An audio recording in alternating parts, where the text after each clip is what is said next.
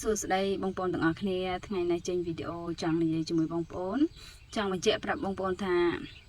ខ្ញុំធ្វើវីដេអូចែករំលែកគំនិតចែករំលែកបទពិសោធន៍បងប្អូនមិនមែនបានន័យថាខ្ញុំមានគំនិតឬមានចំណេះដឹងច្រើនជាងបងប្អូនទាំងអស់គ្នាទេការចេញមកចែករំលែកនេះគឺ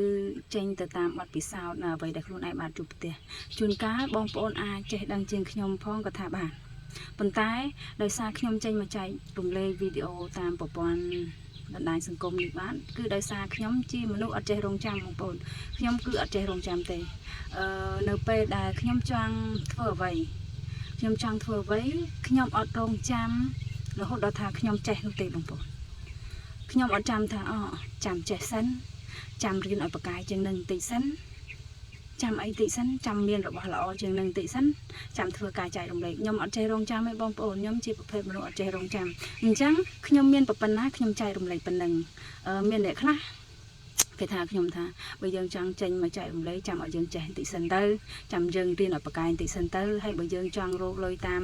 ប្រព័ន្ធបណ្ដាញសង្គមយើងមានទូរស័ព្ទឲ្យទំនើបជាងនឹងបន្តិចសិនទៅថតរូបឲ្យច្បាស់ជាងនឹងបន្តិចសិនទៅបងប្អូនអាហ្នឹងគំនិតរបស់គេតែសម្រាប់ខ្ញុំ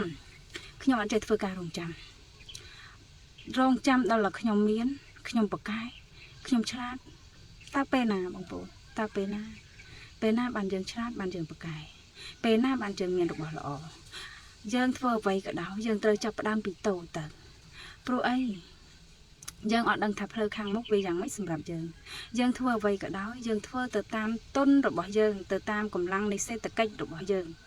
តាមទុនតាមលុយណាបងប្អូននិយាយចំតាមលុយហ្នឹងហើយខ្ញុំអត់ចេះរងចាំបងប្អូនខ្ញុំនិយាយសារភាពតាមត្រង់គឺខ្ញុំជាប្រភេទមនុស្សអត់ចេះរងចាំចា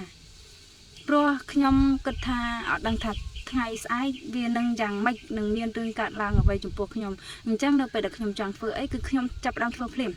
អញ្ចឹងនៅពេលដែលខ្ញុំចាប់ផ្ដើមធ្វើនៅពេលដែលមានកំហុសខ្ញុំចាប់ផ្ដើមរៀនសូត្រពីកំហុសហ្នឹងដើម្បីកែប្រែខ្លួនឯងធ្វើបណ្ដាយើងកែប្រែខ្លួនឯងបណ្ដាធ្វើបណ្ដាយើងកែប្រែខ្លួនឯងបណ្ដានៅពេលដែលយើងធ្វើកំហុសវាចេះតែកើតឡើងហើយបងប្អូនកំហុសប្រកបជាមានមិនអត់ទេអញ្ចឹងយើងចាប់ផ្ដើមរៀនពីកំហុសនឹងតិចយើងចាប់ផ្ដើមកែប្រែហើយបើរវល់តែចាំមានសិនណាបងប្អូនចាំបកាយសិនពេលណាបងប្អូនបើមនុស្សយើងម្នាក់រវល់តែនឹងបញ្ហាជីវិតរៀងខ្លួនសុទ្ធតែជាអ្នករវល់ណាបងប្អូនម្នាក់រវល់នឹងបញ្ហាជីវិតនឹងគឺរវល់ក្រៃលែងពេកហើយ